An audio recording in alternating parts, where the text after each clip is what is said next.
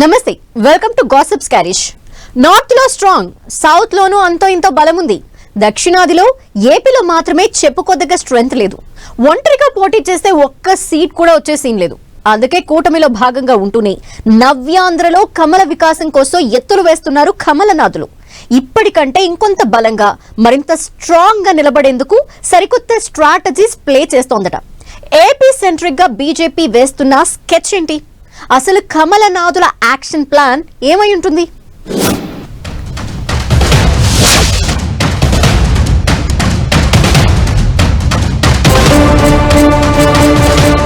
AP వేదికగా కమలనాథుల సరికొత్త strategies. తమ బలాన్ని మరింతగా పెంచుకునే వ్యూహం. కూటమిగా ఉంటూనే సొంతంగా బలపడే స్కెచ్. ప్రధాని మోదీ దిశానిర్దేశంతో పెరిగిన జోష్. వరుస కార్యక్రమాలకు కమలనాథుల శ్రీకారం.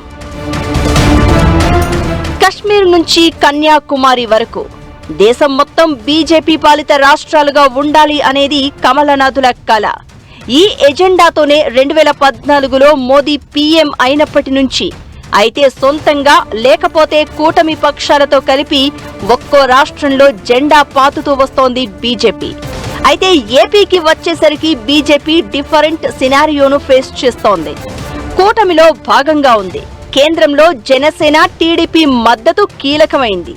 అయినా నవ్యాంధ్రలో సొంతంగా బలపడాలి అనే ఆకాంక్షను మాత్రం వదిలిపెట్టడం లేదు కమలం పార్టీ లీడర్లు.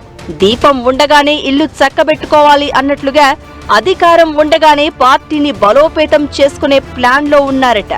జాతీయ నాయకత్వం డైరెక్షన్స్ ప్రకారం అడుగులు ముందుకు వేస్తున్నారు ఏపీ బీజేపీ నేతలు.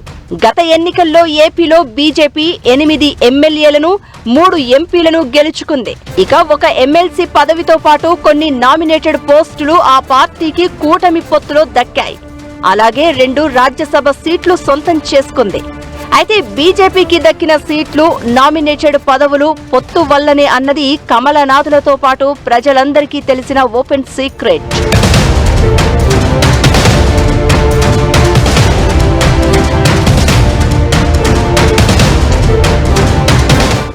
బీజేపీ 2014లో టీడీపీతో కలిసి 4 ఎంపీ, 4 ఎమ్మెల్యే సీట్లను గెలుచుకుంది. 2019లో సింగిల్ గా పోటీ చేసేసరికి ఓట్ షేర్ 1% కంటే పెద్దగా రాలేదు. 2024లో మళ్లీ పొత్తుతో కమలం మరోసారి సత్తా చాటింది. అయితే కేంద్రంలో అధికారంలో ఉన్న, ఏపీలో కూటమి ప్రభుత్వంలో భాగస్వామి అయినా ఏపీలో బీజేపీకి పట్టున్న ప్రాంతం ఏదంటే టక్కున సమాధానం చెప్పలేని పరిస్థితి.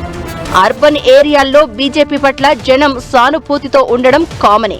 కానీ రూరల్ ఏరియాల్లో మాత్రం అంతంత మాత్రమే. అయితే పట్టణ ప్రాంతాల్లో బీజేపీ బలాన్ని మరింత పెంచుకునేందుకు సరికొత్త వ్యూహాన్ని తెర మీదకు తెచ్చారు కమలనాథులు.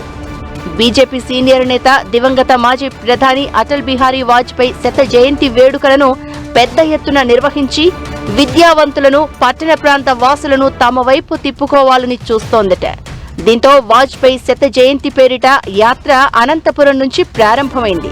శ్రీకాకుళం నుంచి విజయనగరం, విశాఖ దాకా సాగనుంది. గోదావరి జిల్లాలు, కృష్ణా, గుంటూరులో కూడా ఈ యాత్ర నిర్వహించి 25న అమరావతిలో భారీ బహిరంగ సభతో ముగిస్తారట.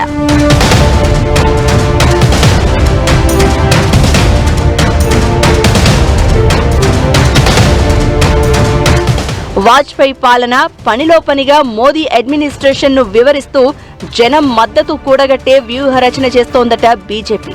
దీనికి కేంద్ర మంత్రులను, బీజేపీకి చెందిన ఇతర రాష్ట్రాల సీఎంలను తీసుకొస్తున్నారు. అలాగే బీజేపీ నేషనల్ లీడర్లను కూడా ఏపీకి రప్పిస్తూ ఇప్పుడు మోదీ నాయకత్వంలో, అంతకుముందు వాజ్పేయి పాలనలో దేశానికి జరిగిన అభివృద్ధి ఏంటి, తీసుకొచ్చిన సంస్కరణలేంటి అన్నదానిపై వివరించే ప్రయత్నం చేస్తున్నారు.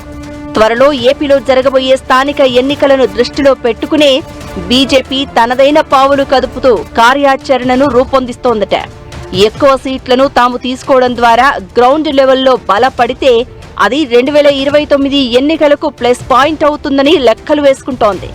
అప్పుడు కనీసం 20 సీట్ల దాకా పొత్తులో భాగంగా గెలుస్తాం అనేది కమలనాథుల అంచనా అంటున్నారు.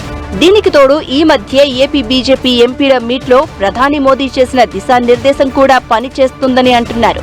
ఏపీలో వైసీపీపై అటాక్ స్టార్ట్ చేయాలని మోదీ సూచించినట్లు చెప్తున్నారు. దీంతో వైసీపీ ఓటు బ్యాంకును తమ వైపునకు తిప్పుకోవాలనేది బీజేపీ స్కెచ్ అన్న టాక్ వినిపిస్తోంది.